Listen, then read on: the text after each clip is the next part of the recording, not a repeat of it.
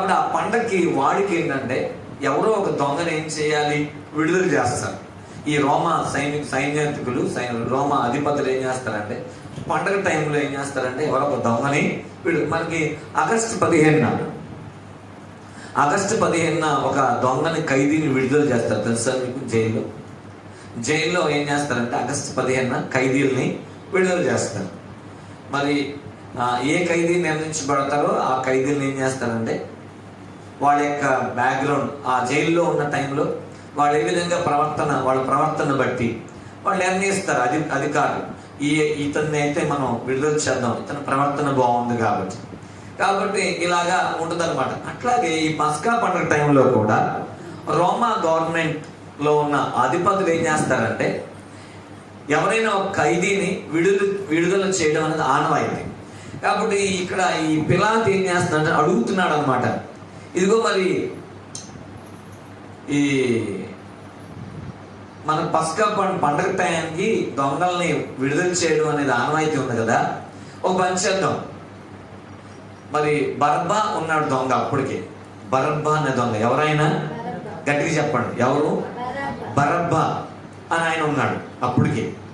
మరి ఈ బరబ్బా దొంగని చాలా భయంకరమైన వ్యక్తి అన్నమాట. అతను ఆ యొక్క ప్రాంతంలోని చాలా ఘోరమైన వ్యక్తి. మరి ఏమన్నాడంటే ఈ పిలాతు, మీరు బరబ్బాని విడుదల చేయమంటారా, యేసు ప్రభువుని విడుదల చేయమంటారా? నేను అనుకుంటున్నాను యేసు ప్రభువుని విడుదల చేయాలనుకున్నాను పండుగ టైం అంటే, వాళ్ళు మాకు యేసు ప్రభు వద్దు, యేసు ప్రభువుని విడుదల చేయండి, మాకు ఎవరు కావాలంటే బరబ్బానే కావాలి. నీకు అర్థం చేసుకో. పిలాతు ఏం చేశాడంటే వీళ్ళు ఆ లోపలికి, ఆ మహాసభ లోపలికి, పిలాతున్న ఆ యొక్క తీర్పు లోపలికి, వీళ్ళు ఇశ్రాయేలుకి మన పస్కా పండుగ చేయాలి కాబట్టి ఆ యొక్క తీర్పు లోపలికి వెళ్ళకూడదు, వీళ్ళు అపవిత్రులు అవుతారని చెప్పేసి ఆ మహాసభ లోపలికి వెళ్ళకుండా బయటే ఉంటారనమాట. ఇప్పుడు మనకు మామూలుగా ఏం చూపిస్తారంటే సినిమాలు అట్లాగే పైనుంచి వీళ్ళు కింద ఉంటే పైనుంచి చూపిస్తారనమాట ఇద్దరిని. ఈ పిలాతు ఏం చేస్తారు, ఒక సైడ్ ఏమో బరబ్బా ఉంటాడు, ఒక సైడ్ యేసు ప్రభువు ఉంటాడు సంఖ్యలతో కట్టు వేసి. ఇదిగో మీకు ఎవరు కావాలి ఈ పండుగ టైంలో? ఎందుకంటే యేసు క్రీస్తులో అయితే ఈయనలో మాత్రం నాకు ఏ తప్పు దొరకలా, ఈయన ఏ నేరం నాకు కనపడలా, కాబట్టి నేను యేసు ప్రభువుని వదలమంటారా, లేకపోతే యూదుల రాజు యూదుల రాజుని వదలమంటారా, లేకపోతే ఈ బరబ్బాను వదిలేయమంటారా? ఎవరు కావాలి మీకు అంటే అప్పుడు వాళ్ళు ఏం కోరుకుంటారు తెలుసా, మాకు యేసు ప్రభు వద్దు, మాకు ఎవరు కావాలి? బరబ్బా. ఆ వాస్తవానికి బరబ్బా ఎలాంటోడు అంటే మరణశిక్షకి పాత్రుడు అనమాట. బరబ్బా ఎలాంటోడు? మరణశిక్షకి పాత్రుడు. కానీ మరి తప్పు చేయకపోయినా, నేరం చేయకపోయినా ఒక నేరస్తుడిగా నిలబడ్డాడు యేసయ్య. వాళ్ళు ఏం కోరుకున్నారని ప్రజలు, మాకు బరబ్బా వద్దండి, మాకు యేసు ప్రభు వద్దండి, మాకు ఎవరు కావాలి? బరబ్బానే కావాలండి అని అడుగుతున్నారు. అంటే చూడండి, ఒక నేరస్తుడిని ఘోరమైన, ఇప్పుడు మరణశిక్ష పాత్రుడు అంటే ఎంత ఘోరమైన వ్యక్తి అయితే మరణశిక్ష వేస్తారు. అందరికి మరణశిక్ష. అతను ఎన్నో భయంకరమైన తప్పులు చేస్తేనే, చాలా ఘోరమైన నేరాలు చేస్తేనే అతడు మరణశిక్ష పాత్రుడు అవుతాడు. మరి యేసు క్రీస్తులో ఏ తప్పు లేదు, ఏ నేరం లేదు, కానీ వాళ్ళు ఏం కోరుకున్నారంటే మాకు యేసు ప్రభు వద్దండి, మాకు ఎవరు కావాలి? బరబ్బానే కావాలి. ఇప్పుడు ఆలోచన చేయాల్సిన విషయం ఏంటంటే, ఇప్పుడు బరబ్బానేమో వదిలేస్తున్నారు, యేసు ప్రభునేమో మరి ఏం చేయమంటారు? యేసు ప్రభుని అంటే సిలువేండి అన్నారు వాళ్ళందరూ. యేసు ప్రభుని ఏం చేయమంటారు మరి మీరు అంటే సిలువేసేయండి యేసు క్రీస్తుని. చూడండి, ఇప్పుడు ఆలోచన చేయండి, యేసు ప్రభు స్థానంలోనేమో బరబ్బా ఉన్నాడు, బరబ్బా స్థానంలో ఎవరున్నారంట? యేసు ప్రభు వారు ఉన్నారన్నమాట. అంటే విడుదల చేయవలసిన యేసు క్రీస్తునేమో శిక్ష వేస్తున్నారు, మరణ శిక్ష వేయాల్సిన బరబ్బానేమో విడుదల చేస్తున్నారు. ఇప్పుడు బరబ్బాకు బదులుగా ఎవరు శిక్ష అనుభవించాల్సి వస్తుందంటే యేసు ప్రభు. ఇప్పుడు ఆలోచన చేయాల్సిన విషయం ఏంటంటే, ఎందుకని అసలు బరబ్బా ఎలాంటి వాడు, ఎలాంటి పరిస్థితులు? ఈరోజు యేసు క్రీస్తు బరబ్బా కోసం, బరబ్బా నిమిత్తం, బరబ్బా స్థానంలో యేసు ప్రభు ఉన్నాడు. అలాగే బరబ్బా లాంటి మనుషులు ఉన్నారు ఈ లోకంలో, బరబ్బా లాంటి నేరస్తులు ఉన్నారు. బరబ్బా లాంటి కరుడు కట్టిన భయంకర వ్యక్తులు ఉన్నారు. బరబ్బా లాంటి మనస్తత్వం కలిగిన వాళ్ళు ఉన్నారు అనమాట. పాపం అంత భయంకరమైన చేసిన మనుషులు ఉన్నారు. వాళ్ళ స్థానంలో వాళ్ళకి మరణశిక్ష రావాలి. వాళ్ళ స్థానంలో ఎవరు నిలబడుతున్నారంటే యేసు ప్రభు వారు నిలబడుతున్నారు. ఇప్పుడు ఆలోచన చేద్దాం, అసలు బరబ్బా యొక్క బ్యాక్గ్రౌండ్ ఏంటి? బరబ్బా ఎలాంటి వాడు? బరబ్బాకి ఎలాంటి లక్షణాలు ఉన్నాయి? అలాంటి లక్షణాలు మనలో ఉన్నాయా? అలా ఉంటే మనం కూడా బరబ్బాతోనే సమానం. బరబ్బాతోనే సమానం. ఇప్పుడు ఆలోచన చేయాలి, అసలు బరబ్బా గురించి మనం ఆలోచిస్తే బరబ్బా అంటే అర్థం ఏంటని చూస్తే, బర్ అంటే కుమారుడు, బర్ అంటే కుమారుడు, అబ్బా అంటే తండ్రి, సన్ ఆఫ్ ఫాదర్. అంటే బర్ అంటే కుమారుడు, అబ్బా అంటే తండ్రి అన్నమాట. కాబట్టి ఇప్పుడు తండ్రి యొక్క కుమారుడు లేకపోతే పరలోకపు తండ్రి కుమారుడు అని అర్థం అన్నమాట. పేరు చూడ ఎంత బాగుందో, పరలోకపు తండ్రి యొక్క కుమారుడు అని అర్థం అవుతుంది. పేరు ఎంత బాగుంది కదా. మరి అంత బాగుంది, పేరు మాత్రం బ్రహ్మాండంగా ఉంది, జీవితం బాగోలా. జీవితం బాగుంటే నేరస్తుడు ఎందుకు నిలబడతాడు? ఎందుకు ఖైదీగా ఉంటాడు? ఎందుకు చెరసాల్లో ఉంటాడు? ఉండడు కదా. జీవితం భయంకరంగా ఉంది, పేరు మాత్రం బ్రహ్మాండంగా ఉంది. చాలా మంది పేర్లు ఎలా ఉంటాయి? బ్రహ్మాండంగా ఉంటాయి, కానీ ఏం బాగోవు? జీవితాలు బాగోవు. పేరు పెట్టుకుంటే సరిపోయిందా? జీవితం బాగోవాలి. జీవితం ప్రాముఖ్యం. నీ పేరు ఎవరికి కావాలి? కావాల్సింది ఏంటి? నీ జీవితం కావాలి దేవుడికి. నువ్వు పెంటమ్మని పెట్టుకో, వినడానికి అసహ్యంగా ఉండొచ్చేమో. జీవితం బాగుంటే పేరు అవసరం అవుతాడు. అర్థం చేసుకోండి. కాబట్టి పేరు, కొంతమంది బ్రహ్మాండమైన పేరు పెట్టుకుంటారు, శాంతమ్మ అని. అస్సలు శాంతి ఉంది దానికి. శాంతంగా ఎప్పుడు ఉండదు, ఎప్పుడు చూసినా గొడవే. ఆ నోరు తెరిస్తే గొడవే. ఇంట్లో చూస్తే ఇంట్లో కూడా గొడవే, బయటికి వెళ్ళినా గొడవే. ఏం లేదు, శాంతం లేదు. పేరు మాత్రం ఏం పేరు పెట్టుకుంది? శాంతమ్మ అని పేరు పెట్టుకుంది. కొంతమంది ఏం సమాధానం అని పెట్టుకుంటారు పేరు. ఏం పెట్టుకుంటారంట? సమాధానం. కానీ ఆమె సమాధానం ఉంటుందా? ఉండదు. ఆమెకు ఉండదు, ఎదటోళ్ళకి ఉంచదు. చూడండి వీళ్ళ పరిస్థితి ఎలా ఉంటాయంటే, వీళ్ళకు ఉండదు సమాధానం, ఎదటోళ్ళకి కూడా సమాధానం ఉంచడం. అంటే ఎంత గందరగోళం చేస్తారు వీళ్ళు. ఆ పేరు మాత్రం ఎంత బాగుంది, పేరు ఎంత బాగుంది, శాంతి అని, సమాధానం అని. చూడండి, కానీ జీవితం చూస్తుంటే గందరగోళంగా ఉంటుంది. జీవితం చూస్తే ఎలా ఉందంట? గందరగోళంగా ఉంటుంది. కీర్తి అని పేరు పెట్టుకుంటారు కొంతమంది, అసలు పాటలే పాడలేదు. కీర్తన అంటే అర్థమైంది పాటలు పాడడం అనమాట, దేవుని స్తుతించడం. పేరు పెట్టుకుంటే సరిపోయిందా? ఆనందాన్ని పెట్టుకుంటారు కొంతమంది పేరు, అసలు ఆడికి ఆనందమే ఉండదు. సంతోషం అని పెట్టుకుంటారు పేరు. చూడండి, పేర్లు మాత్రం ఎలాగున్నాయంటే బ్రహ్మాండంగా ఉంది. మాణిక్యం అని పెట్టుకుంటారు. ఇలా రకరకాల పేర్లు అండి. ఎంత అందమైన పేర్లు పెట్టుకుంటే ప్రయోజనం ఏంటి? ఆలోచించి. ఇప్పుడు ఉదాహరణ, నా పేరు జ్యోతి ప్రసాద్ అన్న. జ్యోతి అంటే అర్థం ఏంటి? వెలుగు. వెలుగు అంటే ఇప్పుడు చూడండి, వెలుగు అని పేరు పెట్టుకున్నాం అనుకో, మరి ఆలోచించి మనం ఏం చేయాలి? వెలుగు అని పేరు పెట్టుకున్నాడు, జ్యోతి అని పేరు పెట్టుకున్న వాళ్ళు ఏం చేయాలంటే, వాడు వెలుగుగా ఉండాలి, ఇతరులకు వెలిగించాలి. అంటే అర్థం ఏంటి? వాడి ద్వారా ఇతరులకు మేలు కలగాలని అర్థం. ఒక లైట్ వేస్తే లైట్ ఏం చేస్తుంది? మేలు చేస్తుంది. ఒక దీపం మేలు చేస్తుంది. అలాగే ఇప్పుడు జ్యోతి అని పేరు పెట్టుకొని చీకట్లో నడుస్తుంది అనుకోండి. జ్యోతి అని పేరు పెట్టుకుని చీకట్లో నడిస్తే ఏం జరుగుతుంది అక్కడ? ఇప్పుడు ఈడు ఒక్కడే చీకట్లో నడడం కాదు, 10 మందిని చీకట్లో నడిపిస్తాడు కదా. మీరు ఆలోచన చేయండి, ఒకడు దొంగతనం చేస్తున్నాడు అనుకోండి, ఆడికి అలవాటు. వాడేం చేస్తాడు? వాడు అక్కడే వెళ్తాడా? 2-3 తీసుకుని వెళ్తాడు. అంటే చూడండి, ఇప్పుడు పేరు చూస్తుంటేనేమో బ్రహ్మాండంగా ఉంటుంది, జీవితం బాగోట్లా. కాబట్టి ఈ బరబ్బా చూస్తుంటే ఎంత భయం, ఎంత మంచి పేరు ఉంది. మామూలు పేరు లేదు, బరబ్బా అంటే పరలోకపు తండ్రి కుమారుడు అని ఉంది. మరి అలాంటి వాడు ఎలా ఉండాలి? పరలోక తండ్రి కుమారుడిగా ఉండాలి. లేదా అలా లేదు. అతని జీవితం అంతా గందరగోళమే. అతను ఎక్కడుంటే అతను గందరగోళం సృష్టిస్తాడు అంతే. అందుకనే ఇతను తీసుకెళ్లి, ఇతని యొక్క పరిస్థితులను బట్టి ఇతను తీసుకెళ్లి ఎక్కడ పెట్టారంటే జైల్లో పడేశారు, బంధించేశారు. ఇతనికి ఏంటి? మరణశిక్ష ఖరారైంది. ఇతనికి ఏం శిక్ష ఖరారైంది? మరణ శిక్ష. అంటే అందరికి అయిందా మరణ శిక్ష? చూడండి, ఆ మధ్య చాలా ఒక అమ్మాయిని భయంకరంగా పాడు చేసేసారు కొంతమంది. వాళ్ళకి ఏం విధించారు? మరణ శిక్ష వేస్తారు కదా. కాబట్టి ఎంత ఘోరమైన పని చేస్తే అతడు మరణశిక్ష పాత్రుడు అవ్వాలి. కాబట్టి అలాంటి భయంకరమైన వ్యక్తే ఈ బరబ్బా. మరి ఇతను మళ్ళీ ఇతని పేరుని బట్టి చూస్తే ఇతను ఎవరు? యోధా జాతికి సంబంధించిన వ్యక్తి ఇతను. మరి అలాంటి వ్యక్తి మరి ఎందుకు అలా తయారయ్యాడు?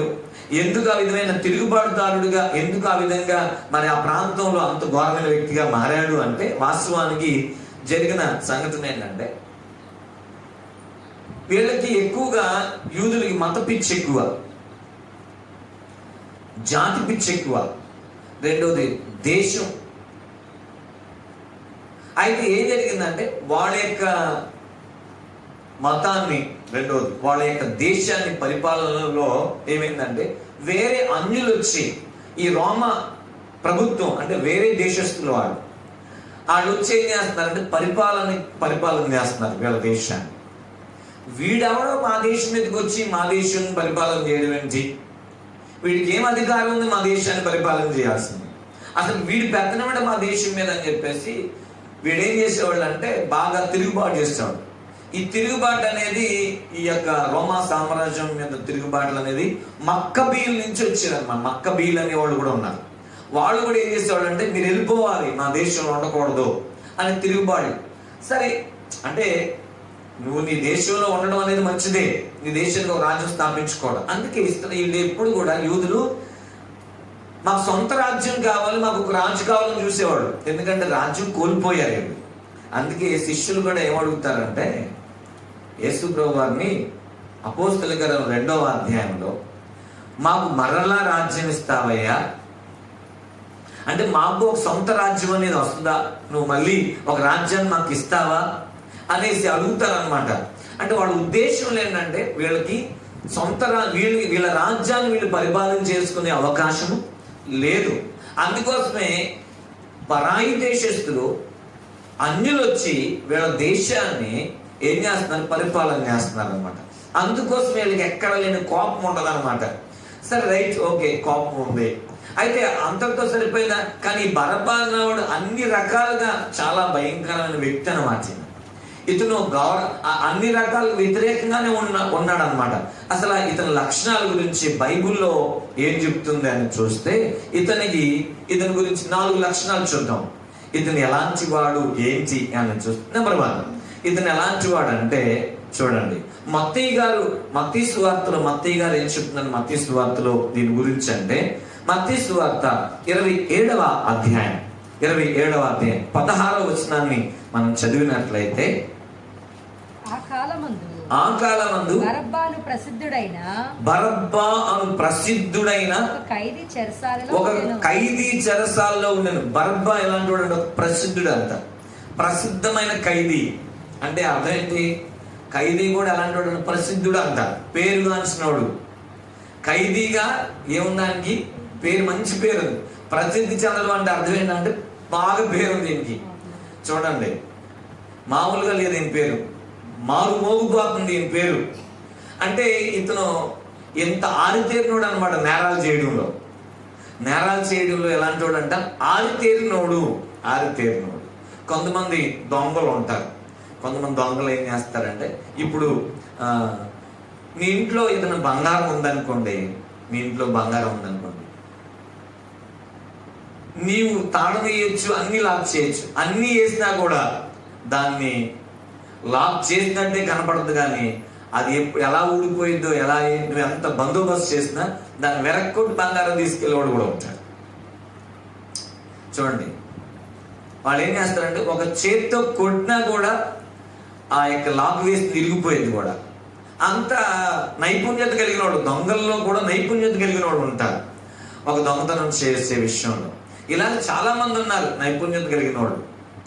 బైకులు తాళాలు వేసే ఉన్న బైకులే ఉంటాయి, దాన్ని నైపుణ్యతగా తీసుకుని వెళ్ళిపోతారు.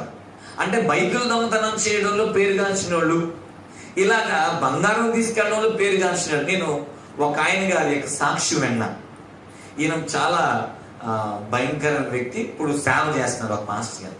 ఆయన ఒకప్పుడు దొంగతనం అనే ఒక బాంబేలో దొంగతనం నేర్చుకున్నాడంట. నేర్చుకున్నప్పుడు ఆ యొక్క ఇతనికి దొంగలతో సహవాసం ఏర్పడినప్పుడు ఆయన తీసుకెళ్ళారు. తీసుకెళ్ళి ఈయన అడుగుతున్నారు, మరి నువ్వు ఏ దొంగతనమైనా చేస్తావా అంటే, నేను ఏదైనా చేస్తానండి, ఏ నేరమైనా చేస్తానండి. ఒక పని అయితే ఆడమ్మాయిలో చెయ్యిని అలా లాక్కెళ్ళాలి, ఒక ఇంట్లోకి వెళ్ళి దొంగతనం అన్ని నేర్పిస్తారు, ట్రైనింగ్ ఉంటుందంట దానికి కూడా. చూడండి, వెళ్తా ఉంటే అసలు చెయ్యిని ఎలా తెగుతుంది అసలు చూడండి. అంటే ఎలా ఎక్కడ పట్టుకుని చెయ్యి లాగితే తెగుద్దో వాళ్ళకి తెలుసు, అవన్నీ నేర్పిస్తారంట. అంటే చూడండి, అన్నిట్లో కూడా ఆరితేరిన నేరస్తులు ఉంటారు. అలాగే ఈ యొక్క బరబ్బా కూడా ఏంటంట, అన్ని తప్పులు చేయడంలో, నేరాలు చేయడంలో ఎలాంటి వాడు అంటే ఆరితేరినోడు. అందుకే ప్రసిద్ధిగాంచిన, అరే ఒక మంచి పని చేసి ప్రసిద్ధిగాంచినోడు అంటే బాగుంటది, ఒక మంచి పని చేసి ప్రసిద్ధిగాంచినోడు అంటే బాగుంటుంది. అంతే నేరం చేసినోడు ప్రసిద్ధిగాంచినోడు ఏంటి అసలు? ఇది ఎంత బాధాకరమే.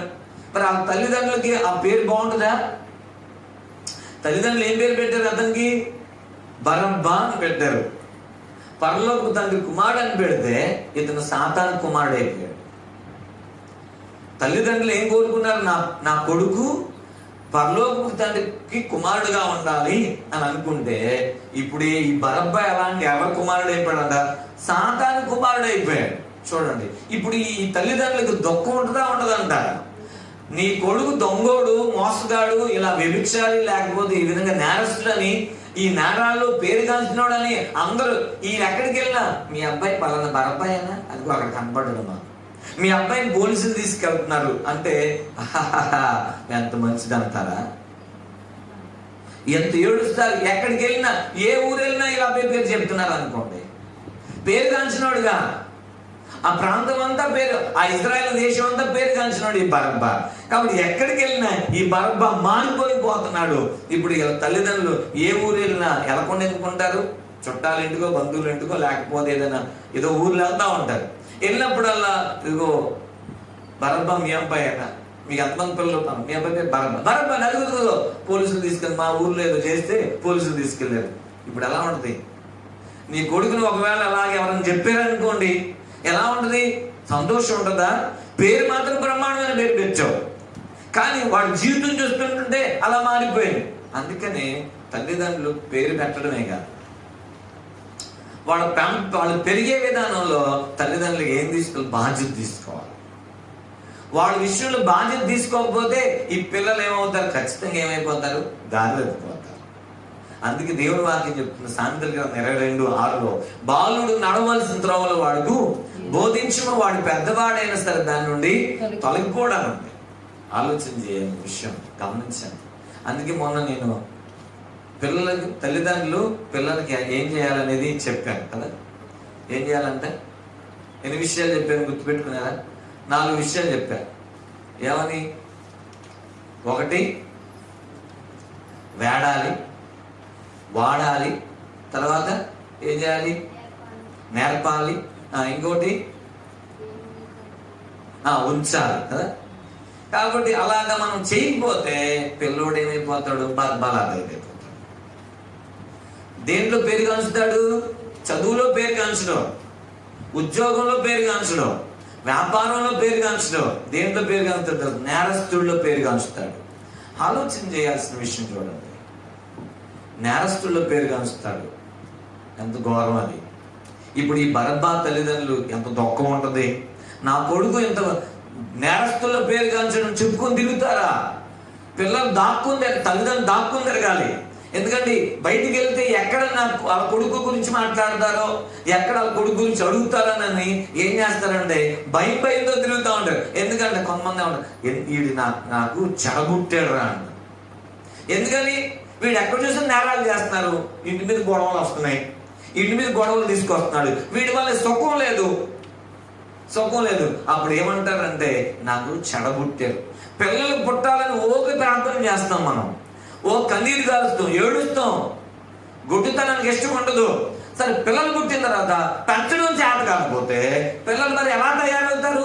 బరబ్బాలనే తయారవ్వాలి. ఆలోచన చేయాలి.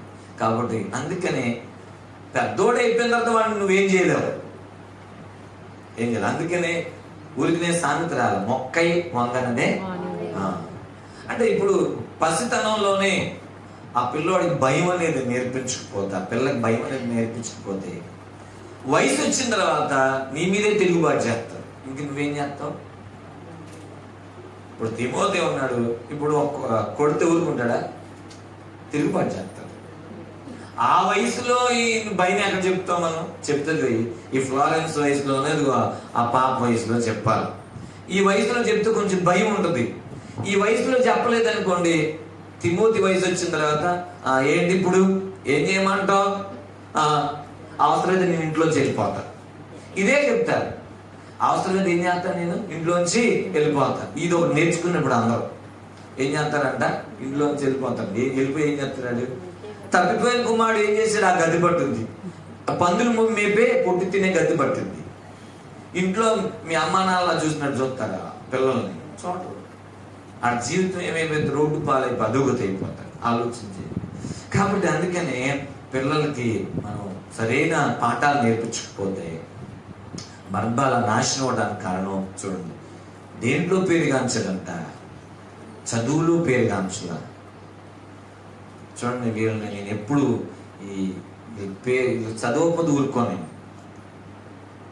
అడగండి, ఆమె చెప్తుంది. చదవకపోతే ఏం జరుగుతుంది?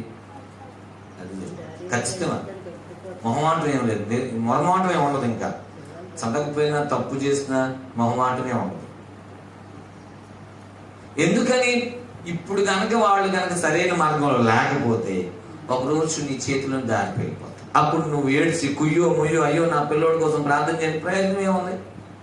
అందుకే చిన్నప్పుడే ఏం చేయాలి? వాడికి నేర్పించవలసిన నేర్పించడం చేయాలి. దేవుని వాక్యంలో వాడిని పెంచితేనే వాడు పెద్దవాడైన సరే దాని నుండి తొలగిపోడు. Right, okay. కాబట్టి బరబ్బా చూడండి, ప్రసిద్ధిగాంచిన ఖైదీ, నేరాలు చేయడం విషయంలో ప్రసిద్ధిగాంచు. రెండోది బరబ్బా ఎట్లాంటి వాడు తెలుసా? అధికారులను ఎదిరించేవాడంట. ఎవరిని ఎదిరించేవాడంట? అధికారులు. చూడండి, మార్కు గారు ఒక్కొక్కళ్ళు ఒక్కొక్క ఇతని లక్షణాలు రాశారు. మత్తయి గారేమో ఇతడు ప్రసిద్ధిగాంచిన దొంగగా, నేరస్తుడిగా రాశాడు, ఖైదీగా. మార్కు గారు ఇతని గురించి ఏం రాశారంటే 15వ అధ్యాయం మార్కు సువార్త 7వ వచనం చదవండి.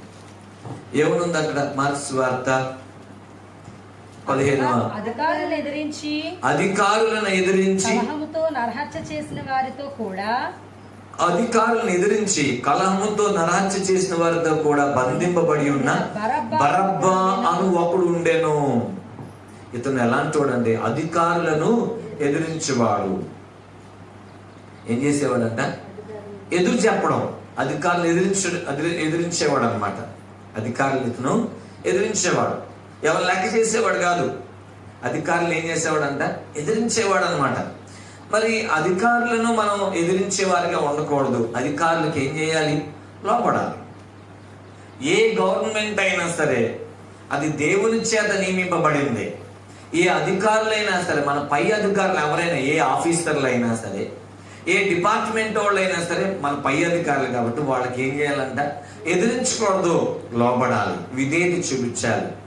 కాబట్టి తిరుగుబాటు అనేది కొంతమంది ఏం చేస్తూ ఉంటారు? ఎదిరించి ఆఫీసర్లను కొట్టడం, ఏమండి పోలీస్ డిపార్ట్మెంట్ మీద తిరుగుబాటు చేయడం, ఇంకా రకరకాల గవర్నమెంట్ ఎంప్లాయీస్ల మీద పెద్ద పెద్ద అధికారులు, గవర్నమెంట్ సంబంధించిన అధికారులు ఉంటారు.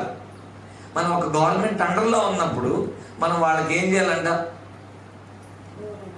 లోబడాలి. వాళ్ళు పెట్టిన రూల్స్ ఉంటాయి, గవర్నమెంట్ పెట్టిన రూల్స్ ఉంటాయి. ఆ రూల్స్ ఏదైతే ఉంటుందో దాన్ని పాటించాలి మనం. దానికి నువ్వేం చేయకూడదు? ఎదురు చెప్పకూడదు. కాబట్టి ఒకవేళ తప్పు చేస్తే వాళ్ళు ఏం చేయాలి? ఫైన్ వేస్తారు, దాన్ని భరించాలి. అలా కాకుండా నువ్వు కనుక ఎదురు చెప్పావు అనుకో, అదేమవుతుందంటే దేవుని వాక్యానికి నువ్వు విరుద్ధమైన పని చేసినట్లే. దేవుని వాక్యానికి ఏం చేసినట్లంట? విరుద్ధమైన పని చేసినట్లే. చూడండి ఒకసారి బైబిల్ ఏం చెప్తుంది? రోమీలకు రాసిన పత్రిక 13వ అధ్యాయం. రోమీలకు రాసిన పత్రిక 13వ అధ్యాయం 1 నుంచి 3 వచనాలు చదువుతాం. ప్రతి ప్రతి వాడును వాడును పై అధికారులకు పై అధికారులకు లోబడి ఉండవలను. ఏలనగా ఏలయనగా దేవుని వలన కలిగినది తప్ప మరి ఏ అధికారమును లేదు. ఉన్న అధికారులు దేవుని వలనే నియమింపబడి ఉన్నవి. చాలండి, ఒక నిమిషం చూడండి. చూడండి ఏమని రాయబడింది ఇక్కడ? ప్రతి అధికారం అన్నది. అక్కడ ప్రతి అధికారం ఎవరి వలన? దేవుడు చూడండి, ప్రతి వాడును పై అధికారులకు లోబడి ఉండవలను. ఏదైనా దేవుని వలన కలిగిన తప్ప మరి ఏ అధికారం కూడా లేదంట. ఎవరికి ఏదైనా ఒక అధికారం, ప్రభుత్వంలో ఒక అధికారమైన ఉద్యోగం ఉందనుకోండి, దేవుడే కలగజేసాడు వాళ్ళకి. వాళ్ళు బాగా చదవచ్చు, మంచి మార్క్స్ రావచ్చు, పరీక్షలు రాయొచ్చు, కానీ దేవుని సహాయం లేకుండా, దేవుడు నియమించకుండా, ఎందుకంటే ఈ అధికారుల పోటీల్లో చాలా మంది పోటీ పడతారు, కానీ అందరికీ అధికారం దక్కదు. దేవుడు ఎవరినైతే నియమిస్తాడో వాళ్ళకి మాత్రమే అధికారం అనేది దక్కుద్ది. దేవుడు ఎవరినైతే నియమిస్తాడో ఏ దీంట్లో, ఏ డిపార్ట్మెంట్లోనే, వాళ్ళకి మాత్రమే అధికారం వస్తుంది. కాబట్టి ఆ అధికారులకు ఏం చేయాలని మనం లోబడాలి అంటున్నాడు అక్కడ. మీరు చూడండి, కాబట్టి అధికారము ఎదిరించేవాడు దేవుని నియమమును ఎదిరించుచున్నాడు అన్నాను. అధికారులు ఎదిరించేవాడు ఎవరిని ఎదిరిస్తాడంట? దేవుని నియమాన్ని. కాబట్టి గమనించాల్సిన విషయం ఏంటంటే, ఇప్పుడు నువ్వు ఒక బైక్ కొనుక్కున్నావు. బైక్ కొనుక్కున్నప్పుడు దానికి ఏముండాలి? కాగితాలు ఉండాలి. కాగితాలు ఉండాలి, లైసెన్స్ ఉండాలి, నువ్వు తోలడానికి అన్నీ ఉండాలి. ఇప్పుడు నువ్వు లైసెన్స్ లేకుండా దోలేవు అనుకోండి, వాళ్ళు ఏం చేస్తారు? పట్టుకుంటారు ఖచ్చితంగా. ఇప్పుడు నువ్వు అక్కడ పట్టుకుని, ఎందుకు పట్టుకున్నావు? నిన్నెవరు పట్టుకోమని? నా బండి నా ఇష్టం కుదరదు. అక్కడ ఇట్లా ఉండకూడదు. ఖచ్చితంగా నీకు లైసెన్స్ ఉండాలి, నీకు ఆ బండి కాగితాలు ఉండాలి. చూడండి, అవన్నీ కూడా ఏం చేయాలి? నువ్వు ఏర్పాటు చేసుకోవాలి. అలా చేస్తేనే మంచిది. లేకపోతే దేవుని నియమాన్ని నువ్వేం చేసినట్లంటే ఎదిరించిన వాడు అవుతావు అన్నది. కాబట్టి ఈరోజు మనం గుర్తుపెట్టుకోవాల్సిన విషయం ఏంటంటే, ఎదిరించే వారు తమ మీదకి తామే శిక్ష తెచ్చుకుంటారంట. ఎవరైతే దేవుని నియమాలని ఆ యొక్క అధికార నియమాలను ఎదిరించేవాడు దేవుని నియమాన్ని ఎదిరించినట్లే ఖచ్చితంగా అప్పుడు వాడు ఏం చేస్తాడంటే తన మీదకి తానే శిక్ష తెచ్చుకుంటాడని ఉంది అక్కడ. కాబట్టి ప్రభుత్వం చేయవారు చెడ్డ కార్యములకే గాని మంచి కార్యములకు భయంకరులు కావు అన్నది. అంటే చెడ్డ కార్యాలకి శిక్ష వేస్తారు. నువ్వు తప్పు చేస్తే నేరం రుజువైనప్పుడు తప్పకుండా శిక్ష పడుద్ది అన్నది అక్కడ. తర్వాత నీకు మేలు కలుగుటకు అధికారులు దేవుని పరిచారకులు. దేవుని స్తోత్రం, హల్లెలూయా. నీకు మేలు చేయడానికి అధికారులు ఎవరి పరిచారకులు అన్నాడు అక్కడ? దేవుని. ఒక ప్రభుత్వం అసలు ప్రభుత్వం అనేది ఏర్పడడానికి కారణం ఏంటి? ఆలోచన చేయాల్సిన విషయం అనేది. వాస్తవానికి ఈ భూమి మీద దేవుడు మనుషుల్ని ఏర్పాటు చేస్తున్నప్పుడు మనుషులందరికీ నడిపించే ఆయన, ప్రభుత్వంగా నడిపించే ఆయన అంటే దేవుడే ఒక గవర్నమెంట్. దేవుడే ఒక గవర్నమెంట్. ఆయన చెప్పినట్లుగా చేయాలి. ఇప్పుడు నియమాలు, రూల్స్ ఉన్నాయి కదా, నియమాలు, రూల్స్, ఆజ్ఞలు ఇవన్నీ ఉన్నాయి. నువ్వు ఇలా ఉండాలి, ఇలా ఉండకూడదు, ఇలా ఉండాలి, ఇలా వెళ్ళకూడదు, ఇవన్నీ ఏంటి? ఇవన్నీ కూడా రూల్స్. ఈ రూల్స్ అనేది ఫస్ట్ ఎవరు ప్రారంభించారు? దేవుడు ప్రారంభించారు. తర్వాత దాన్ని బట్టి మనుషులు కూడా ఒక దేశాన్ని పరిపాలన చేస్తూ రూల్స్ పెట్టుకున్నారు, ఇలా ఉండాలి. ఎందుకంటే మనుషులు క్రమంగా ఉండాలి, క్రమం తప్పితే అది అవినీతులు అవుతాయని. కాబట్టి ఇదంతా దేవుని సిద్ధాంతం. ఈ రూల్స్ అనేది దేవుని సిద్ధాంతం. కాబట్టి దేవుని పెట్టిన నియమాలు అవి.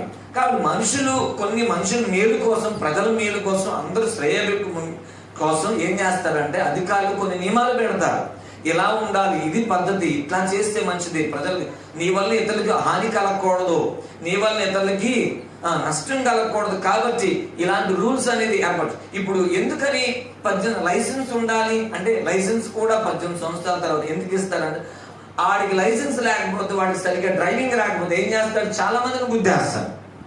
అంటే ఇతని ద్వారా ఏం జరుగుద్ది? అనేకులకు ప్రాణ నష్టం కలుగుద్ది.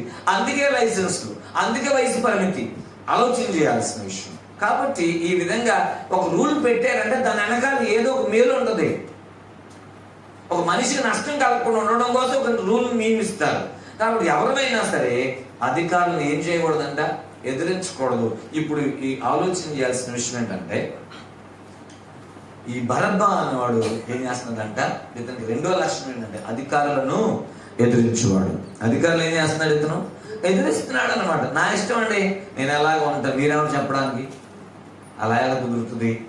ఒక గవర్నమెంట్ లో ఉన్నప్పుడు నీ ఇష్ట ప్రకారంగా కుదురుతుంది. అంటే గవర్నమెంట్ రూల్స్ కొన్ని ఉంటాయి, నువ్వు ఆ రూల్స్ పాటించాలి. బండి మీద నువ్వు ఎలా పడితే అలా వెళ్తానంటే కుదరదు, అడ్డదారిలో వస్తానంటే కుదరదు. రాంగ్ రూట్ అని ఎందుకన్నారు? అది నీ ద్వారా ఈ మేలు హాని కలుగుద్ది. సో ఇట్లా కొన్ని వాళ్ళు రూల్స్ పెట్టినప్పుడు దాన్ని మనం ఏం చేయాలంటే పాటించాలి. తప్పు చేసినప్పుడు దాన్ని నువ్వు శిక్ష అనుభవించాలి, ఫైన్ కట్టుకోవాలి, అంతే తప్ప నువ్వు ఏం చేయకూడదు, ఎదిరించకూడదు. అది దేవుని యొక్క నియమాన్ని మనం ఏం చేసినట్లంట ఎదిరించేవారుగా ఉంటాం. కాబట్టి ఇది గుర్తుపెట్టుకోండి. రెండోది, అధికారులను మనం ఎప్పుడు కూడా ఎదిరించకూడదు. అందుకని తిమోతికి రాసిన పత్రికలో కూడా, తీతుకు రాసిన పత్రికలో కూడా దేవుని వాక్యం చెప్తుంది. ఒక మాట చెప్పేసి ముందుకు వెళ్దాం. తీతుకు రాసిన పత్రిక 3వ అధ్యాయం 1వ వచనంలో ఈ మాట ఏమనుందంటే, అధిపతులకును అధికారులకును లోబడి విధేయులుగా ఉండవలనని ప్రతి సత్కార్యము చేయుటకు సిద్ధపడి ఉండవలనని మనుషులందరి ఎడల సంపూర్ణమైన సాత్వికమును, మనుషులందరి ఎడల ఏం చేయాలంట, సంపూర్ణమైన సాత్వికమును కనపరచుచు ఎవరిని దూషింపగా జగడమాడిన వారును శాంతులనే ఉండవలని వారికి జ్ఞాపకము చేయము. ఆలోచన చేయాలి. అధిపతులకును అధికారులకు లోబడి విధేయత కలిగి ఉండాలనుకున్నాడు ఆయన. కాబట్టి దేవుని వాక్యం చెప్తుంది, ఒకటి ఈ బరబ్బా ఉన్న లక్షణాల్లో మొదటి లక్షణం ప్రసిద్ధిగాంచిన ఖైదీ, రెండోది అధికారులు ఎదిరించేవాడు, మూడోది ఇతని లక్షణాలు ఏంటో తెలుసా, ఇతను ఒక నరహంతకుడు. ఎలాంటి వాడు? నరహంతకుడు. లూకా గారు ఏం చెప్తున్నాడో చూద్దాం. లూకా సువార్తలో ఇతని గురించి. మత్తయి గారేమో ఏం చెప్పాడు, ఈయన ప్రసిద్ధిగాంచిన ఖైదీ అన్నాడు. మార్కు గారేమో అధికారులు ఎదిరించేవాడు అన్నాడు. అలాగే లూకా గారు ఏమన్నాడంటే 23వ అధ్యాయం లూకా సువార్త 19 చూద్దాం. ఈయన ఏమంటున్నాడో చూద్దాం. ఇక్కడ ఏమనుంది, అక్కడ లూకా సువార్త 23వ అధ్యాయం 19వ వచనం మనం చదివితే అక్కడ ఏమనుంది, 19వ వచనంలో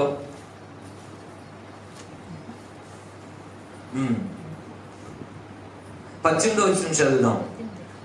18.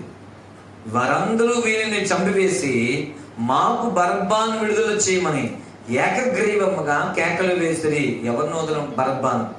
ఈ బరబ్బా అలాంటోడు, వీడు పట్టణములలో జరిగించిన ఒక అల్లరి నిమిత్తము నరహత్య నిమిత్తమును చెరసాలలో వేయబడిన వాడు. ఎందుకు చెరసాలలోకి వచ్చాడంట? నరహత్య, ఒక అల్లరి నిమిత్తం చంపేశాడు. నరహత్య.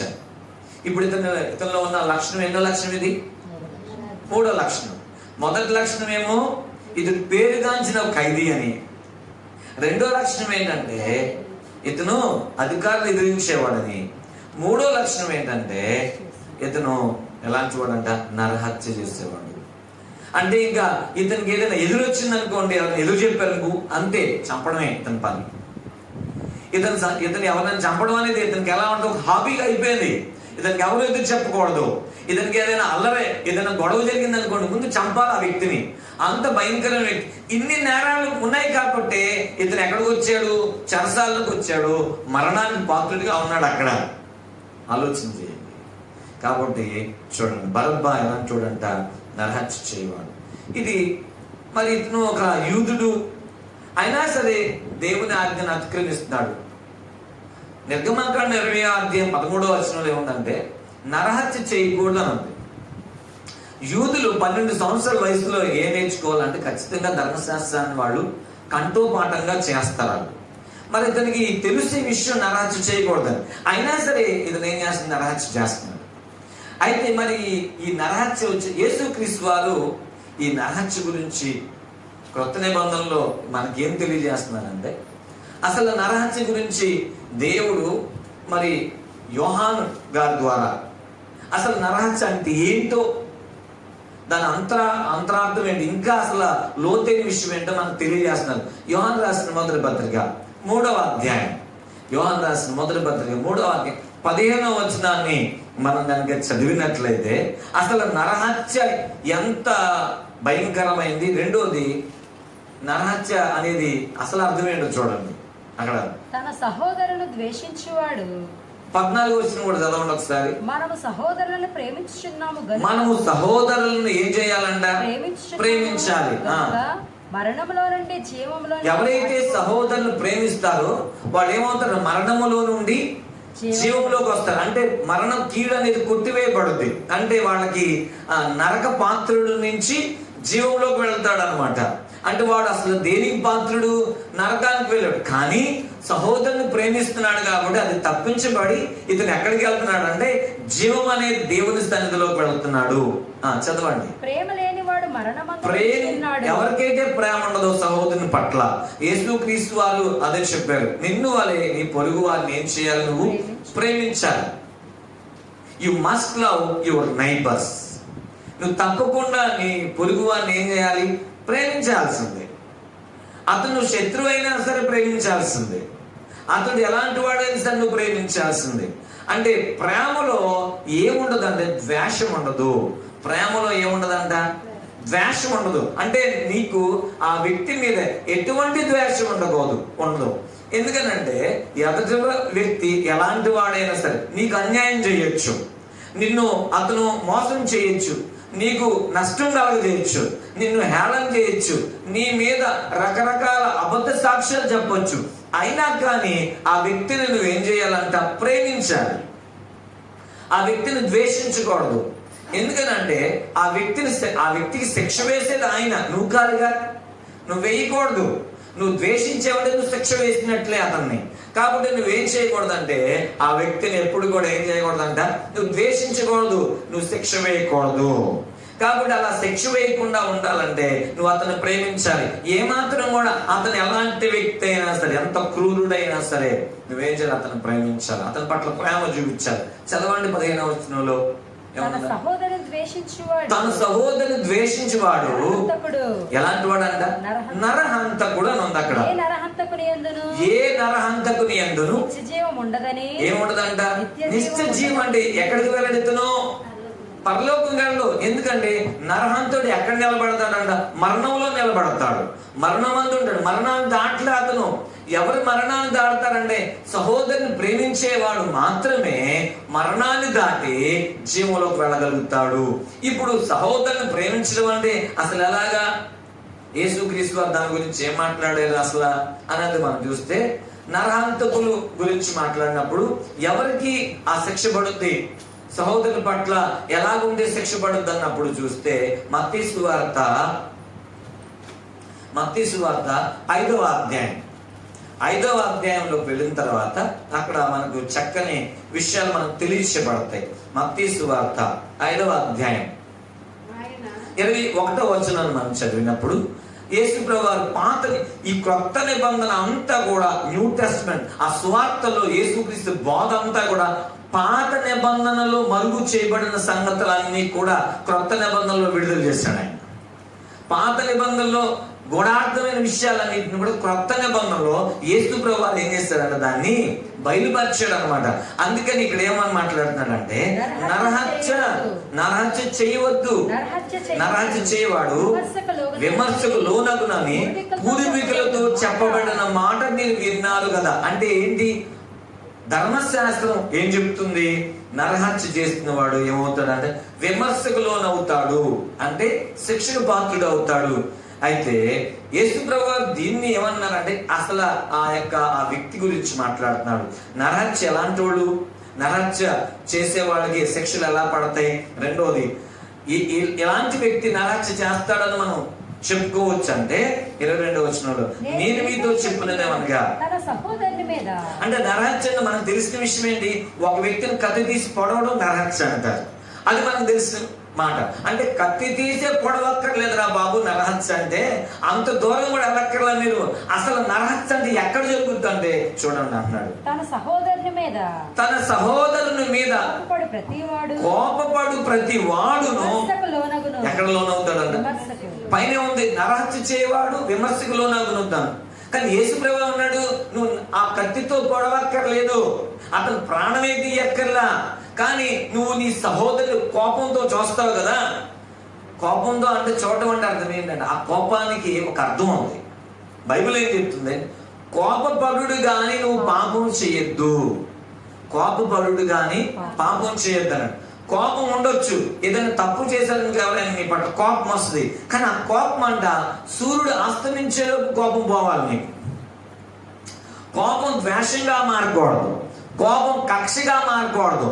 ఇప్పుడు ఎవరి గురించి ఎవరు ఆ విధమైన వ్యక్తులు అంటే, ఈ కొంతమంది ఏమంటారంటే ఒక్క రోజుతో పోగొట్టుకోరు, ఇంకా చూసినప్పుడల్లా పళ్ళు పరపరా ఊలుతూ ఉంటారు, వీడిని తీసుకుని నేలగేసి కొట్టాలి అని అనుకుంటారు. అటు సస్తే బాగుంది, అసలు నా కళ్ళ ముందు కనపడకూడదు, నన్ను ఈ మాట అంటదా, నన్ను ఈ మాట అంటాడు, నాకు ఎంత ద్రోహం చేశాడు. ఇంకా కొంతమంది అయితే శపిస్తారు, వీడు వెళ్ళి లారీ కింద పడితే బాగుండు, లేకపోతే వీడికి యాక్సిడెంట్ అయితే బాగుండు. ఇలాంటి భయంకరమైన ఆలోచనతో ఉంటారు వాళ్ళు. ఎదటి వాళ్ళ పట్ల అంత భయంకర మనసు ఉంటుంది వాళ్ళకి. ఎంత ద్వేషం ఉంటే వాడు చావు కోరతావు నువ్వు. నరహత్య అంటే చంపక్కర్లా, ఎదటి వాడు చావు ఎప్పుడైతే కోరతావో అదే నరహత్య. ఆ వ్యక్తిని చంపినంత పాపం ఆలోచన చేయండి. అందుకే యేసుక్రీస్తు మాట్లాడుతున్నాడు అనమాట. విమర్శకి ఎవరిలోనూ నరహత్య చేయవాడు విమర్శకు లోనవుతారని మీరు విన్నారు కదా. అసలు విమర్శకి ఎవరిలో నీ సహోదరుని మీద కోపపడతావే వాడే విమర్శకు లోనవుతారు. కోపపడేవాడు అంటే అర్థం ఏంటి? ద్వేషంతో కూడిన కోపం, ఆ వ్యక్తి చావు కోరుకునే కోపం. ఈ కోపం పోదు, సూర్యుడు అస్తమించినా పోదు, ఎన్ని రోజులు గడిచినా కూడా కోపం మాత్రం అట్లాగే ఉంటుంది. అందుకే కోపం ఎలా మారకూడదు? పాపంగా మారకూడదు. నీ కోపం పాపంగా మారకముందే నువ్వేం చేయాలంటే ఆ వ్యక్తితో సమాధాన పడమంటాడు. కింద వచ్చిన చదివినప్పుడు తన సహోదరుని చూచి ఏం చేయాలంట? వేస్ట్ ఫెలో అనకూడదంట. ఏం చేయకూడదు? ఏమనకూడదు? పనికిరానోడా. చూడండి, వీడు పనికిరానోడు అంటారు చాలా మంది. ఆ మాట కూడా నువ్వు అనకూడదు. ఆ మాటలను నువ్వు నరహత్య చేసినట్లే. నువ్వు ఎవరినైనా, కొంతమంది పిల్లలను కూడా తల్లిదండ్రులు ఊరికినే పనికిరానోడా, పనికిరాందాన్ని అంటారు. అలా అన్నావంటే ఖచ్చితంగా నువ్వేం చేసినట్టు? నరహత్య చేసినట్లే. నువ్వు చూడండి, మాట ఎంత భయంకరమైన ఘోరంగా ఉంది. పనికిరానోడా అన్నా కూడా నువ్వు దేనితో సమానం అంటది? నరహత్యతో సమానం అంటున్నాడు అక్కడ. వేస్ట్ ఫెలో అని ఎప్పుడు కూడా నువ్వు అనకూడదు. చూడండి, ఈ బల్బు కనిపెట్టిన థామస్ ఆల్వా ఎడిసన్ వాళ్ళ టీచర్ ఏం రాసి పంపించిందంటే, your son unfit for education. మీ అబ్బాయి అసలు చదవడానికి పని చేయడం అంత అనవసరం అని పంపించేసింది. పనికిరానోడు అని పంపించేసింది. కానీ వాళ్ళ తల్లి దేవుని సన్నిధిలో ప్రార్థన చేసి, కన్నీటి ప్రార్థన చేసి, దేవుని సన్నిధిలో ఏడ్చి పిల్లోడి పాఠాలు నేర్పించింది.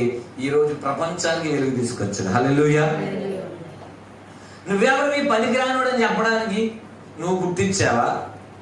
దేవుడిచ్చాడు గర్భాన్ని, గర్భఫల యెహోవా ఇచ్చి బహుమానం. నీ పిల్లల్ని నువ్వు కన్నావు, నువ్వు ఒక సాధనం వరకే, కానీ పుట్టించేది ఆయన.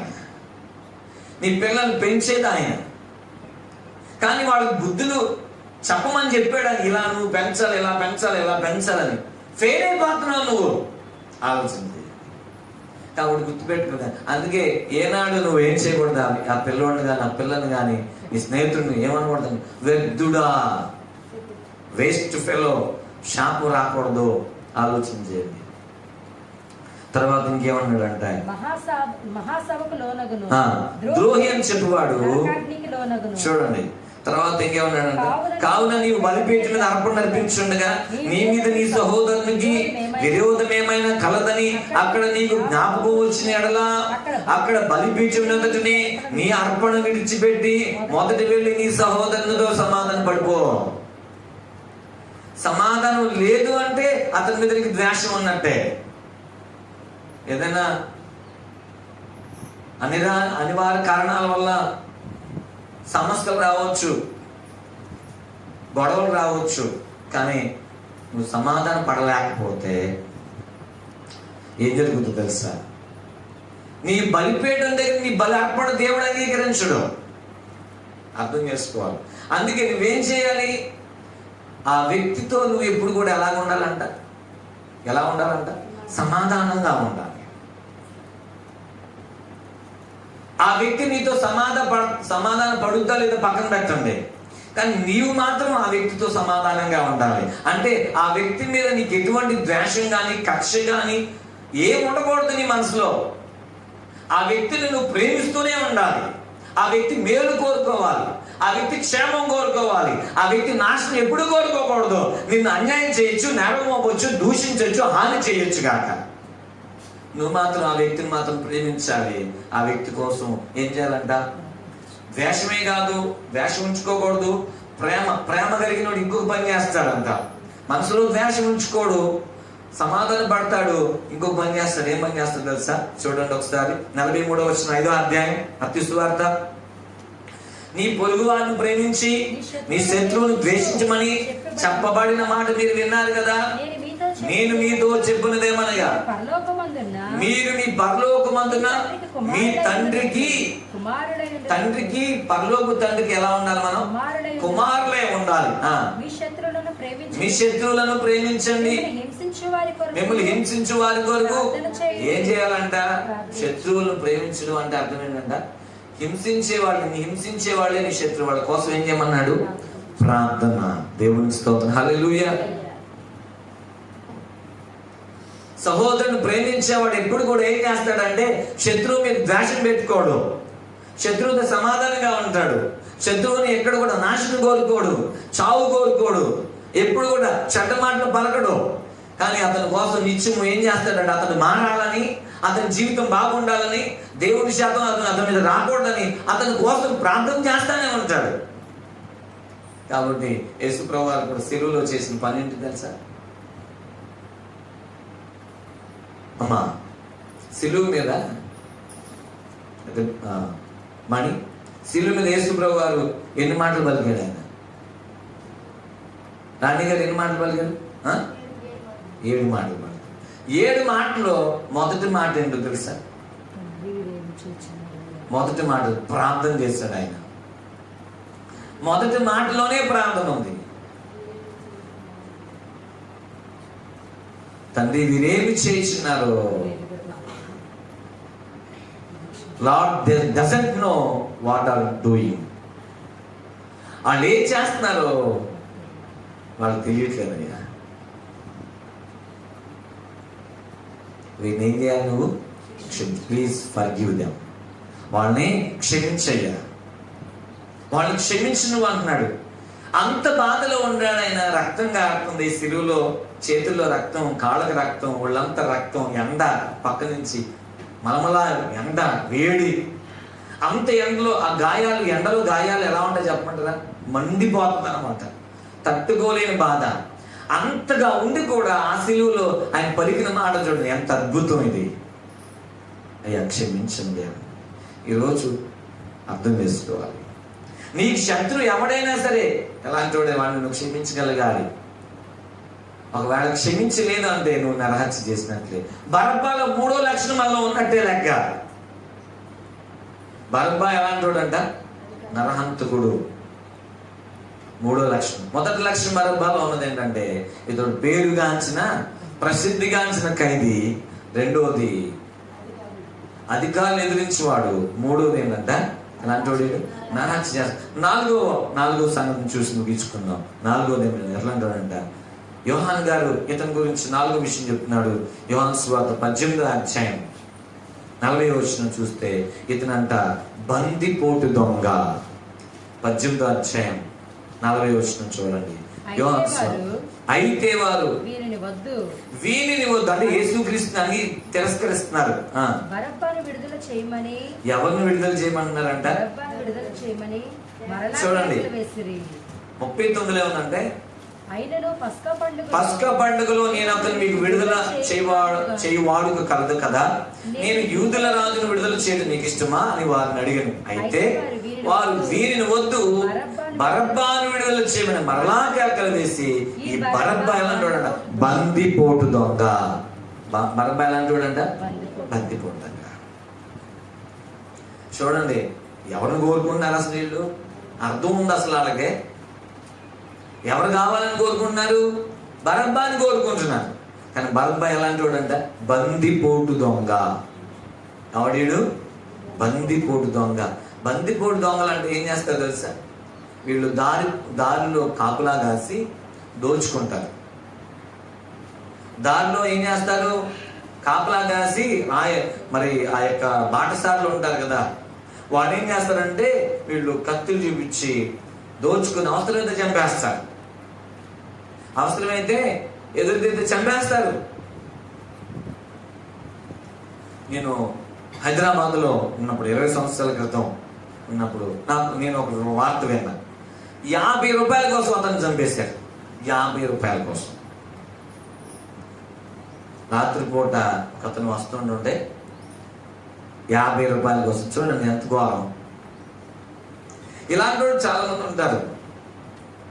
ఘోరమైన పరిస్థితులు ఉంటాయి, ఆలోచించి. కాబట్టి మరి ఈ బరబ్బ ఎలాంటి వాడంట? దోచుకుంటాడు, బందిపోడు దొంగ. మరి చాలా మంది అలాంటి వాళ్ళు కూడా ఉన్నారు, సమాజంలో ఉన్నారు, సంఘాల్లో కూడా ఉన్నారు దోచుకునే వాళ్ళంట. ఇరుగు పొరుగు వాళ్ళు, స్నేహితుల్లో ఉంటారు దోచుకునేవాడు. క్రైస్తవుల్లో కూడా ఉన్నారు, క్రైస్తవుని చెప్పుకుంటూ కూడా. మరి బరబ్బా ఒక యూదుడు, ధర్మశాస్త్రం తెలుసు అతనికి, కానీ ఇతను చూడండి ఏం చేస్తాడంటే ఎలా ఉన్నాడు తెలుసా? వాక్యం తెలిసినా కూడా ఇతను ఏం చేస్తున్నాడు? బైబిల్ ఏం చెప్తుంది? నిర్గమాకాండం 20వ అధ్యాయం. నిర్గమాకాండం 20వ అధ్యాయంలో దొంగిలించకూడదు అని ఉంటుంది. అక్కడ ఏం చేయకూడదంట? దొంగిలించకూడదు. నీ పొరుగు వాందకు దేన్ని ఆశించకూడదు. 10 ఆజ్ఞల్లో ఉన్న మాటలు. దొంగిలించకూడదు, నీ పొరుగు వాందకు దేన్ని ఆశించకూడదు. వీడు ఏం చేస్తున్నాడంటే చూడండి, ఆజ్ఞలు మీరుతున్నాడు అంతే.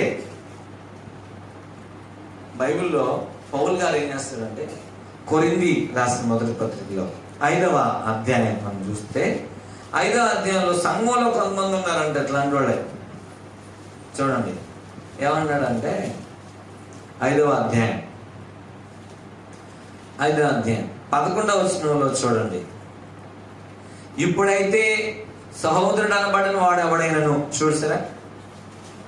ఇప్పుడైతే సహోదరుడు అనబడిన వాడెవడైనను జారుడు గాని, లోబి గాని, విగ్రహారాధకుడు గాని, తిట్టుబోతు గాని, త్రాగుబోతు గాని, దోచుకునివాడు గాని అయి ఉన్న ఎడలా అట్టి వానితో సాంగత్యము చేయకూడదు, భుజింపనకూడదు మీకు రాయించున్నాను. కనీసం వాళ్ళ పక్కన కూర్చొని కూడా అనకూడదు. తర్వాత ఇదే 6వ అధ్యాయంలో అసలు వీళ్ళకి ఏమి లేదు, పరలోక రాజ్యంలో అవకాశం లేదంట. చూడండి 9వ వచనం. అన్యాయస్తులు దేవుని రాజ్యములకు వారసులు కానేరులని మీకు తెలియదా?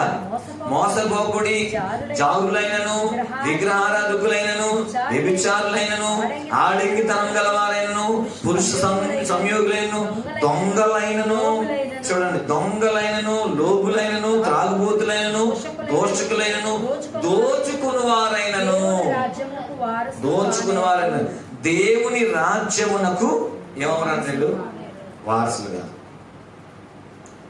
దోచుకున్న వారైనను ఎక్కడ దేనికి వారసులు గారు అంట? దేవుని రాజ్యానికి వారసులు గారు. అంటే నీ పొరుగు వాళ్ళని నువ్వేం చేయకూడదు? దోచుకోకూడదు అంటున్నాడు, దొంగిలించకూడదు అంటాడు. ఈ బరబ్బా ఏం చేస్తున్నాడు? పొరుగు వాళ్ళని ఆశిస్తున్నాడు, దొంగిలిస్తున్నాడు, దోచుకుంటున్నాడు. చూడండి చాలా దౌర్జన్యంతో లాక్కోవడం అన్నమాట. కొంతమంది ఏం చేస్తారు? దౌర్జన్యం చేస్తూ ఉంటారు ఇతరుల మీద కదా, ఇతరుల వస్తువులను లాక్కుంటూ ఉంటారు, దౌర్జన్యం చేస్తూ ఉంటారు. అంటే అధికారాన్ని చలాయిస్తూ ఉంటారు, పెత్తనం చలాయిస్తూ ఉంటారు. వాళ్ళకున్న దాన్ని బట్టి ఆలోచన చేయండి. కాబట్టి మనం ఎప్పుడు కూడా దొంగలుగా దోచుకునే వారిగా ఉండకూడదు. సంఘంలో అలా ఉన్నారంట, ఆలోచన చేయండి. మరి దేవుణ్ణి ప్రజలు అడుగుతున్నారంట, మేము ఎక్కడ దొంగతనం చేశామయ్యా? మలాకి గ్రంథంలో 3వ అధ్యాయం చూస్తే దేవుడు ఏమన్నాడు? వీళ్ళేమో ఆశీర్వాదాలు కోరుకుంటున్నారు, మాకు ఆశీర్వాదం ఇవ్వాలి, మేము బాగా ఉండాలి, మా పంటలు బాగా పండాలి, ఆశీర్వాదాలు అడుగుతున్నారు. ఆశీర్వాదాలు అడుగుతున్నా బాగానే ఉంది, నువ్వు చేసే పని బాగాలేదు అన్నాడు ఆయన. నువ్వేమో దీవించబడాలని కోరుకుంటావు, నువ్వు ఆశీర్వదించబడాలని కోరుకుంటావు, కానీ నువ్వు చేసే పనులు బాగోలా. మరి నీకు ఎలాగ ఆశీర్వాదం వచ్చింది? ఎలా దీవించబడుతావు నువ్వు? లేదు. అందుకే మలాకి గ్రంథం 3వ అధ్యాయం 10వ వచనంలో ఏమన్నాడంటే, చదవండి ఒకసారి. ఆహారం ఉండినట్లు 8వ వచనం చదవండి. మానవుడు దేవుని యొద్ద దొంగులునా. చూడండి, మానవుడు కొంతమంది ఎవరు దోచుకున్నారంట? దేవుని సొమ్మునే దోచుకున్నారంట. ఎవరిని దోచుకుని ఎవరి సొమ్మునంట? మనుషుల సొమ్ముని కాదంట. ఎవరి సొమ్ముని? ఏకంగా వీళ్ళు దేవుని సొమ్ముకే ఆసరాడుతున్నారు. వీళ్ళు దేవుని సొమ్ముని దోచుకున్నారు. చదవండి. అయితే మీరు నా యొద్ద దొంగిలితిరి. దేని విషయంలో మేము మీ యొద్ద దొంగిలితము? ఏంటంట? ఏం దొంగిలిస్తున్నారు? 10వ భాగమును ప్రతిష్ఠిత అర్పణములను ఇయ్యక దొంగిలితిరి. ఏం చేస్తున్నారంట అంటే దేవునికి ఇవ్వవలసిన సొమ్ము ఉంది. దేవునికి ఇవ్వవలసిన, బైబిల్ ఏం చెప్తుందంటే దేవునికే. అర్థం? ఎవరికి నువ్వు గవర్నమెంట్కి చెల్లించాల్సింది గవర్నమెంట్కి చెల్లించాలి, దేవునికి చెల్లించాల్సింది దేవునికి చెల్లించాల్సింది. అర్థమవుతుందా? కాబట్టి మీరు గమనించండి, యేసుప్రభు అంటాడు దేవునికి కైసరికే చెల్లించాలి. ప్రభుత్వానికి చెల్లించాల్సిన పన్ను ప్రభుత్వానికి చెల్లించాలి, దేవునికి చెల్లించాల్సిన సొమ్ముని దేవునికి చెల్లించాలి. దేవుందది, నువ్వు దోచుకోకూడదు దాన్ని. ఇప్పుడు ప్రభుత్వ సొమ్ము దోచుకోవడం అంటే అర్థం ఏంటి? ట్యాక్సులు కట్టకుండా ఎగ్గొడతారు, చూసారా? పన్నులు కట్టకుండా ఎగ్గొడతారు కదా, వాళ్ళు ప్రభుత్వ సొమ్మును దోచుకోవడం అన్నమాట. మరి దేవుని సొమ్మును దోచుకోవడం అంటే అర్థం ఏంటి? దేవునికి ఇవ్వవలసింది ఇవ్వకుండా నువ్వు మొక్కుకుంటావు, మొక్కుబడులు చెల్లించావు, మరి దోచుకోవడం దాన్ని. నువ్వు ఇవ్వాలని ఆశపడతా అనుకుంటావు, మేలు చేసిన తర్వాత దేవుడు మళ్ళీ నువ్వు దాన్ని మర్చిపోతావు, ఇవ్వకుండా ఉండవు. ఇలాగా నువ్వు ఇవ్వవలసింది ఏదైతే ఉందో దాన్ని ఇవ్వకుండా ఉంటే నువ్వు ఎవరి సొమ్ముని దోచుకున్నట్లో తెలుసా? దేవుని సొమ్ముని దోచుకున్నట్టు. కాబట్టి దేవుని సొమ్ముని మనం ఎప్పుడు కూడా ఏం చేయకూడదు అన్నాడు? దోచుకోకూడదు. 10వ భాగాన్ని కూడా దోచుకోవడం అంటే అర్థం ఏంటంటే, మీరు ఆలోచన చేయాలి. ఇప్పుడు నీకు ఆదాయం ఉంది, ఆదాయంలో 10వ వంతు నీది కాదు, అది దేవుడు. కొంతమంది ఏమంటారంటే, అదేంటంటే ఇది పాత నిబంధనలో ఉన్నది, క్రొత్త నిబంధనలోకి ఎందుకు అని. యేసుక్రీస్తు ఏమన్నారు తెలుసా? యేసుక్రీస్తు ఒకవేళ ఇది క్రొత్త నిబంధన సంబంధం లేకపోతే యేసుక్రీస్తు ఆ మాట ప్రస్తావించేవారు కాదు ఆయన. దశంభాగం అనే మాట క్రొత్త నిబంధనలో ఒకవేళ క్రొత్త నిబంధన సంబంధం కాకపోతే ప్రస్తావించడు ఆయన. ఏమని ప్రస్తావిస్తున్నాడు చూడండి ఒకసారి, చూద్దాం ఒకసారి. మత్తయి సువార్త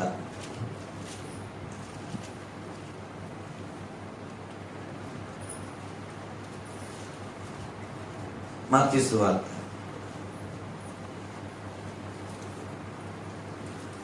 దేవుని వాక్యం చెప్తుంది. ఆయన అంటే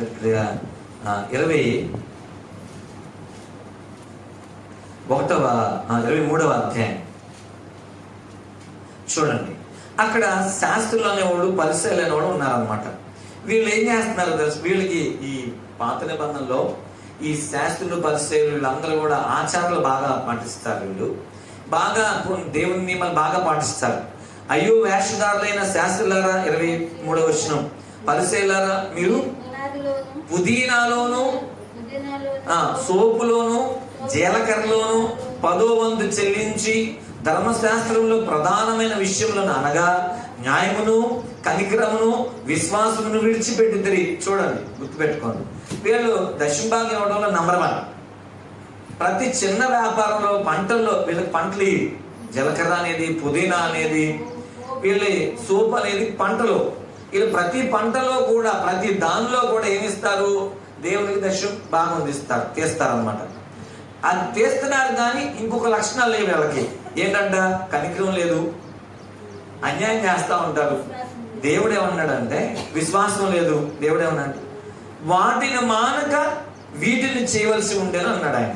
అంటే వాటిని మానక అంటే అర్థం ఏంటి? ఖచ్చితంగా నువ్వు దశంభాగం ఇవ్వాలనే కదా అర్థం. వాటిని మానక వీటిని చెయ్యాలి అంటే అవి చెయ్యాలి. నువ్వు 10వ వంతు ఇవ్వాలి దేవునికి. దాంతో పాటు నువ్వు ఇంకేం చేయాలంట? ఇవి కూడా ఉండాలి, కనికరం ఉండాలి, విశ్వాసం ఉండాలి, ఇవి కూడా ఉండాలి అన్నాడు ఆయన. అంతేగాని అవి ఇవ్వకపోయిన పర్లా, ఇవి మాత్రం ఉండమని చెప్పలేదు ఆయన. అర్థం చేసుకోండి. దీని గురించి మళ్ళీ హెబ్రీలకు రాసిన పత్రికలో కూడా ఇదే దశ భాగం గురించి హెబ్రీలకు రాసిన పాత నిబంధన కాలంలో అబ్రహాము 10వ వంతు ఇచ్చి ఎంత ఘనంగా ఉన్నాడు అనేది కూడా అక్కడ ప్రస్తావించబడడం జరిగిందనమాట. చూడండి ఒకసారి 7వ అధ్యాయం 4వ వచనం చూద్దాం. ఏమనుంది అక్కడ? ఇతడు ఎంత గనుడో చూడుడి, మూల పురుషుడైన అబ్రహాము అతనికి కొల్లగొన్న శ్రేష్టమైన వస్తువులలో 10వ వంతు ఇచ్చెను. చూసారా ఎన్నో వంతు ఇచ్చాడంట. ఇప్పుడు క్రొత్త నిబంధన కూడా ఏం చెప్తుంది? 10వ వంతు గురించి మాట్లాడుతుంది. ఖచ్చితంగా మరి కోల్గేట్ అనే ఒక వ్యక్తి ఉన్నాడు, మనం కోల్గేట్ పేస్ట్ వాడతాం. ఈరోజు గొప్ప ధనవంతుడు అవ్వడానికి కారణం ఏంటంటే తనకి చిరు వ్యాపారం టైంలో చాలా వ్యాపారం బాగా దెబ్బతినేది అనమాట. ఈయన సబ్బులు అవన్నీ తయారు చేసేవాడు, కానీ లాస్ వచ్చేది. చాలా నిస్సహాయ స్థితిలోకి వెళ్ళిపోయాడు అనమాట. ఇంకెంత ఘోరం ఏంటంటే ఇంకా అతనికి ఆత్మహత్య స్థరణ్యం అన్నట్టు అయిపోయేది అతని జీవితం. అయితే ఒక వ్యక్తి పరిచయమాడు ఆయన్ని ప్రభు సన్నిధికి నడిపించాడు. నడిపించడమే కాదు, ఏమన్నాడంటే, అయ్యా నువ్వు ప్రభువుని కలిగి ఉండాలి నీ హృదయంలో. నీ హృదయంలో మొదటి స్థానం ప్రభుకి ఇవ్వాలి.